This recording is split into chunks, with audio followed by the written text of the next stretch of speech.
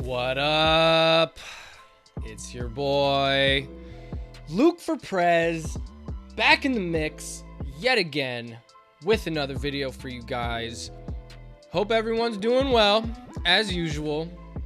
Today, what I'm going to be talking about is how to get the most out of your hi-hats. I'm going to be covering some very basic but essential and super effective techniques to give your hi-hats more bounce, more sauce, more flavor. Pick an adjective. It's going to apply to what I'm talking about today. If you are new to the channel and are interested in music production related videos, please consider liking, subscribing, hitting the little bell thing, all of the YouTube algorithm friendly stuff. It is much appreciated. In any case, without further ado, let's get into the video. So I have pulled up a sample produced by the homie Black Soul. This is what the sample sounds like by itself.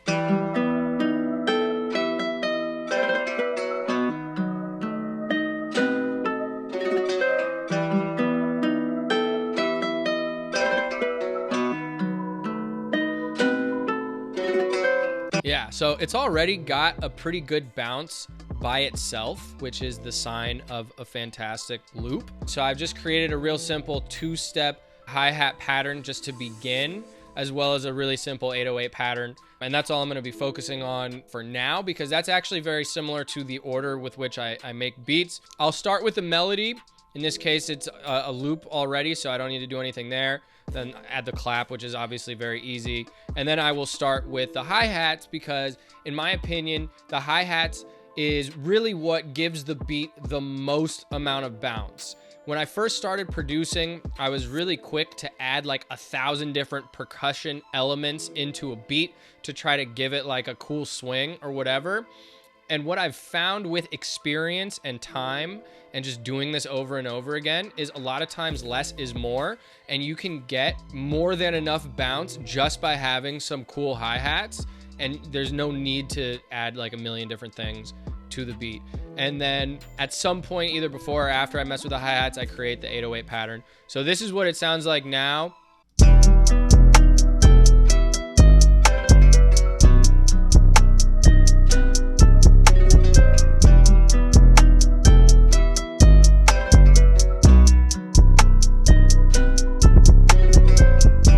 So first of all, what you can do is highlight the entire pattern and offset the hi-hats ever so slightly, just by like a fraction of a second, just like that, right? So it's not hitting exactly on beat.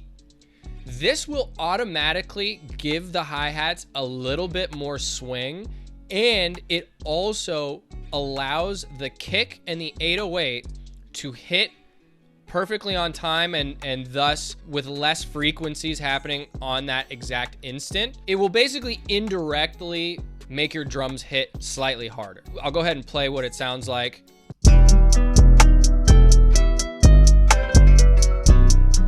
You probably won't be able to tell the difference, but your brain did. The next thing has to do with the velocity.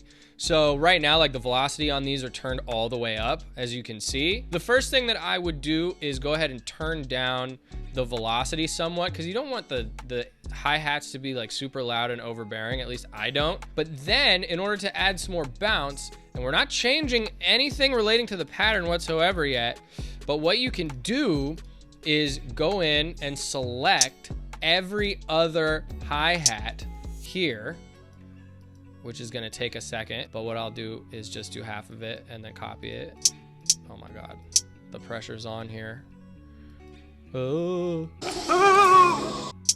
Okay, so that's half of it. So what I do is select half of them like this. I think I did that right. And then turn down the ones that you've highlighted. So that will go ahead and add a slightly increased bounce just by messing with the velocity. Here's how that sounds.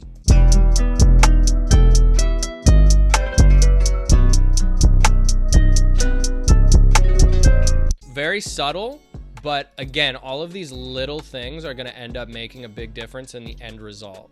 So I'm just going to go ahead and copy what I did there. Now, if that's not enough bounce for you, which it shouldn't be, because this is just scratching the surface, you can randomize the velocity of all of the hi-hats. If you don't want them to just be even the whole time, just going back and forth between the two velocities. For Logic Gang, you just simply highlight all of the hi-hats, go to MIDI transform, and then hit random velocity. And then you can actually select a velocity range. 127 is like way too high. I typically do it somewhere like 80 to 60 thereabouts. We can see how that sounds. And then you click operate only. And then if you go and look at the velocity of each note, you can see it's randomized. And so then you can see how that sounds. So again, it's very subtle and you can play around with this all you want. The next level that you can do to give it even more bounce while still keeping it in this basic ass two-step pattern is go ahead and randomly mess with the pitch of each of these guys. See what I'm saying? Not by much, because that'll sound crazy, and you can leave some of them, on the original note, but just mess with it just enough where, again, you might not notice it, like if you're not paying attention to it, but your brain will notice the difference, I promise. I'm sure there's like crazy Logic shortcuts that would make my life a lot easier, but I just haven't bothered to learn them yet, so I end up doing a lot of that shit manually. But in any case, this is what it sounds like when you actually change some of the notes, but leaving that pattern the same.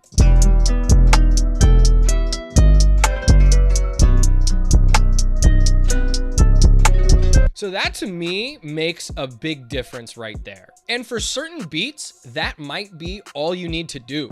Some of my favorite beats stick to the simple two-step hi-hat pattern like you see here. But usually I like to add a little more sauce to the mix. And that is where the hi-hat rolls come into play. I know the desire to go crazy with the hi-hat rolls is there for a lot of producers. They're a lot of fun to make. And, everybody wants those like schizophrenic Southside hi-hats. But a lot of times, like with the beat in general, less is more. The more beats you make, you're definitely going to get a feel for what's going to sound good and where to place these. There's no right or wrong placement of individual rolls and just different hi-hats. Just experiment with what sounds better. But what works for me is doing this first before adding any additional percussion elements. Because again, just by doing this, you a lot of times will negate the need to add a bunch of crazy perks at the end of the day. So let's see what I can come up with here in terms of some rolls or some extra hi-hats on some different notes, just to spice things up a little bit.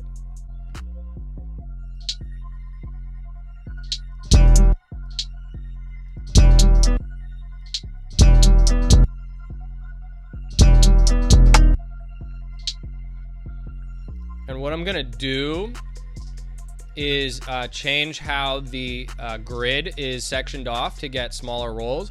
I don't know how to do that in FL or any other DAW, obviously. So if you don't use Logic, you can just kind of fill in the blanks with how you do this on those.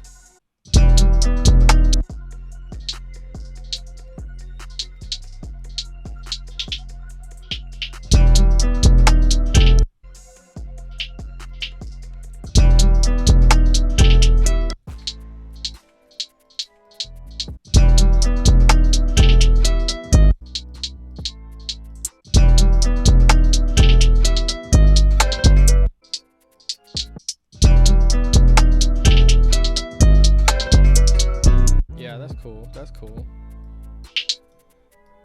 So as you can see, like I'm not necessarily adding rolls all the time. I sometimes like the sound of just like a totally separate, just like single hi-hat pattern, like either some notes below or above like the basic two-step pattern.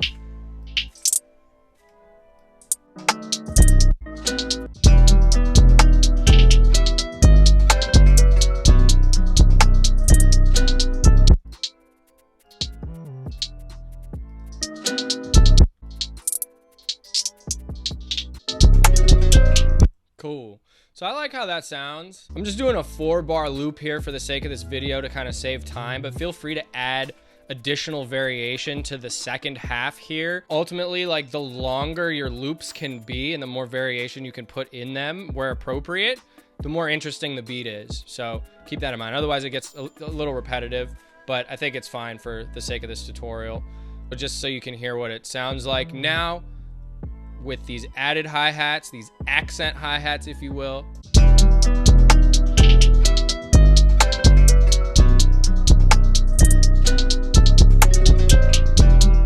Yeah. So one thing that I like to do from here is change the velocity of the additional hi-hats, make them stand out even more by raising the velocity, or make them sit more in the background by lowering it. In this case, I want them to stand out. So I'm actually gonna turn those all the way up, as well as these ones that are above. That's roughly all of the ones that I added. Doesn't have to be like exact, especially when you use this technique of like, it's kind of a clusterfuck at this point with what I've done. But that's totally fine. And so now this is what it sounds like with those accent hi-hats standing out a little bit more.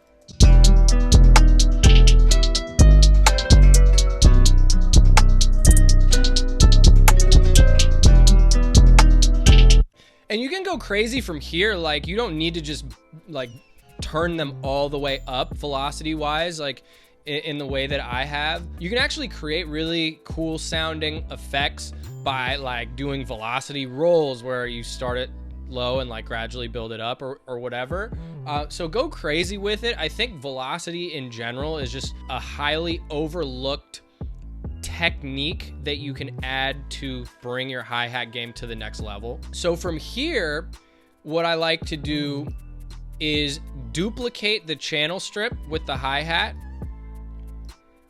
and make it so the accent hi-hats that I've created are on their own channel strip and the basic hi-hats are on their own channel strip. And what I'm actually gonna do is duplicate it twice, and I'll show you why I'm gonna do that in a second. But let's go ahead and delete these red ones from this first one. And then for the second one, let's delete everything up here. So now it's just the bottom one. So we got the normal one, just the bottom, and now we're gonna do just the top. And it still has all of them, obviously. Now they're just separated. And the reason why I do this, there's actually two reasons. Number one, now I can play with the arrangement of the beat and actually remove some of these hi-hats for maybe the verse section or maybe the first half of the hook, right? And just go back to this for part of the beat. And then when I want, I can bring these back.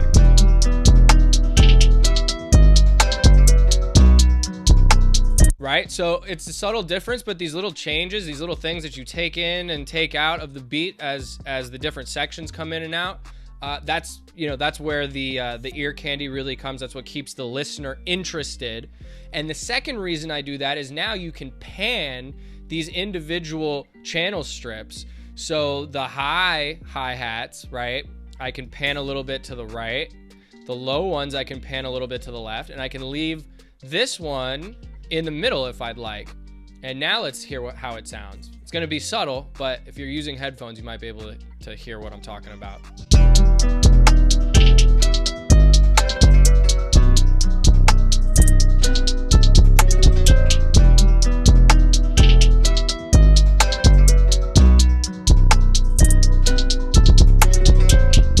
So once those are done, this is where I would typically add like an accent snare and maybe an open hat, which I already have, as you can see. So I'll go ahead and play the beat now with those elements for a little bit of additional bounce.